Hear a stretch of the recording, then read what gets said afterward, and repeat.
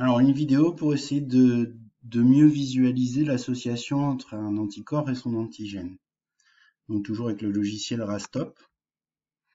Donc, cette fois-ci, donc ici, il ne faut pas oublier de faire sélectionner tous les fichiers, parce qu'on n'a pas forcément tous les fichiers qui apparaissent. Et fichiers qu'on peut télécharger sur Internet en tapant son nom exact.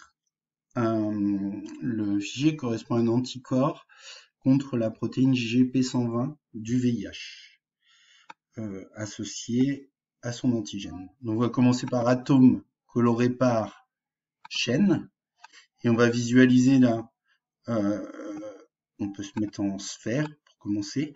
On visualise donc le fragment FAB de l'anticorps, donc une partie de l'anticorps, qui possède deux parties de ce type, qui lie l'antigène, donc la partie variable d'un anticorps à l'autre, et ici l'antigène correspondant, donc la protéine GP120 du VIH. Et on voit bien la complémentarité spatiale entre les deux. Donc ce qu'on va faire ici, c'est faire apparaître la partie variable et hypervariable de l'anticorps.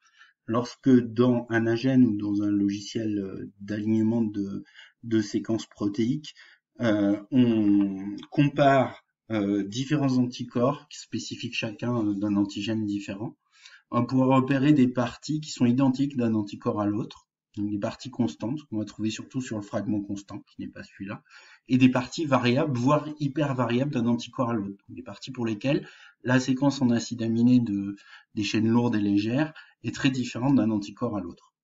Donc on connaît ces parties pour cet anticorps, et là je vais sélectionner dans un premier temps, alors j'ai la chaîne L et la chaîne H, donc la chaîne L en bleu et la chaîne H en verte. Donc je vais faire la manipulation sur la chaîne L. Donc je vais revenir en affichage boulet bâtonnet.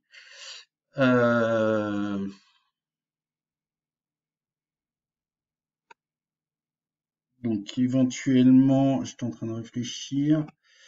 On va mettre en sphère uniquement l'antigène. Donc je vais aller dans molécules séquence pour repérer l'antigène. Donc l'antigène est dénommé chaîne P. Ok. Donc, je vais aller ici, expression ABC. Donc je vais taper pour sélectionner la chaîne P uniquement, étoile P. Ici je vais valider en faisant New Selection. Ensuite, je sélectionne sphère. J'ai en représentation sphère uniquement l'antigène. Donc là je vais sélectionner la région variable de la chaîne L. Donc quand je sélectionne des acides aminés particuliers, je vais taper le nom de la chaîne avec l'astérix devant, end, et ce sont les acides aminés 1 à 110 qui constituent la partie variable. Donc je vais sélectionner New Selection et je vais les afficher en sphère eux aussi. Donc voilà, les acides aminés 1 à 110 de la chaîne légère, c'est ceux qui sont au contact de l'antigène. C'est la partie variable de cette chaîne légère qui va être différente d'un anticorps à l'autre, ce qui va donner une forme différente, correspondant à un antigène différent. Donc là, je vais sélectionner les parties hyper variables.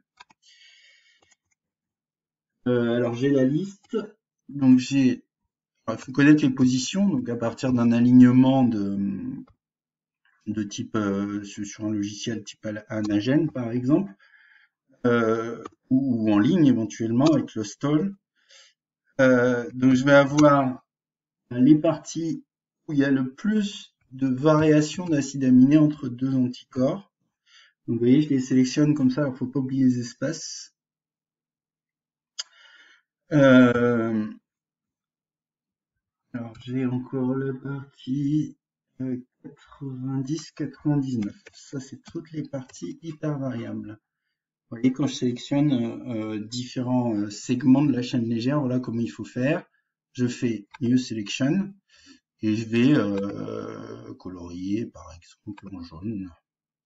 Alors il faut que je me mette sur Atome ici et je colorie en jaune par exemple. Et vous voyez ici les différentes zones les plus variables au niveau de la séquence en acides aminés de la chaîne légère de l'anticorps. C'est notamment celles qui sont en contact de l'antigène qui établissent cette forme unique qui correspond parfaitement à la forme de l'antigène.